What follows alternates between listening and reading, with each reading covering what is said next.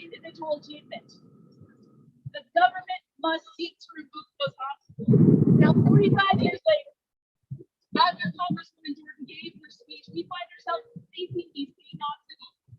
And those of us who are a little bit older are kind of bewildered. We thought that we were going to find ourselves marching toward justice, and instead we're looking at obstacles that are decades, even centuries old.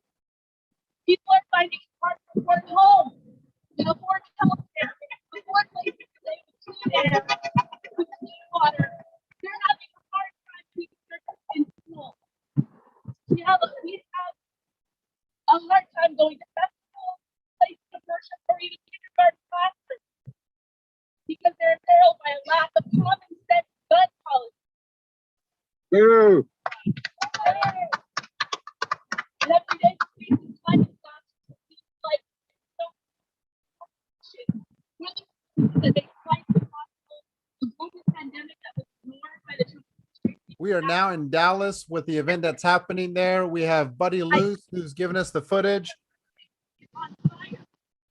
Buddy, if you want to get in front of the speaker, it may help everyone hear a little bit better with the camera facing the speaker.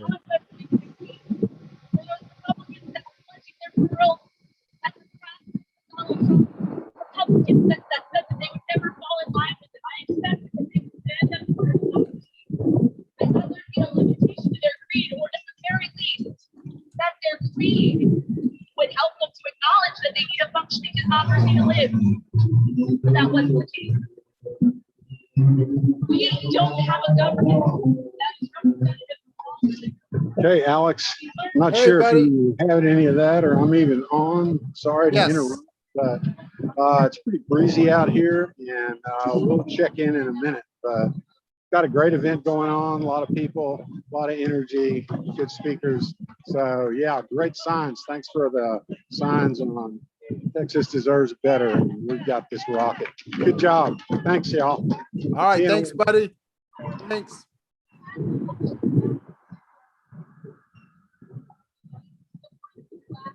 Well, as we heard from Buddy there in Dallas with the event, Don't Mess with Texas Voters, Texas Deserves Better.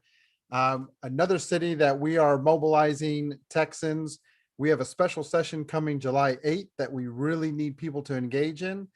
And Indivisible Texas Lege really focuses on the state legislature. And so we'll definitely be in Austin, and we'll be organizing with a lot of allies and organizers so that we can make sure people are aware of what is needed for stopping any voter suppression bills that will be coming back since they did not pass during the regular session.